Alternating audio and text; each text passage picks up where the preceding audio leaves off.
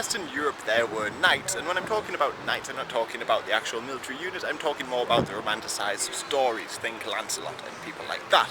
Anyway, the Russians had their equivalent called the Bogatyr, and although stories relating to them go back to the 13th and 14th century, they were really popularised in the 19th century with the help of artists like this Viktor Vasnetsov, who I talked about in the Hats video. Anyway, through his paintings and other people's literature, they became sort of heroes of the Russian nation in the 19th century.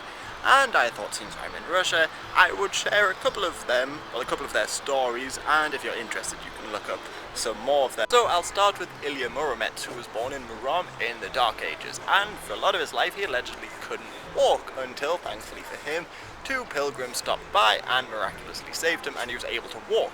He was then given essentially superpowers by a dying knight, and with these powers he was able to help liberate Kiev and defend Chernigov. And he killed Nightingale the Robber, a feared sort of forest monster. Otherwise, there's Anika the Warrior. Now, his story is a bit of a life lesson, because he was a bit of a violent man, and he set off to Jerusalem to destroy the Holy Sepulchre. But on the way, he encountered a figure known as Wonder, and he challenged him to a duel.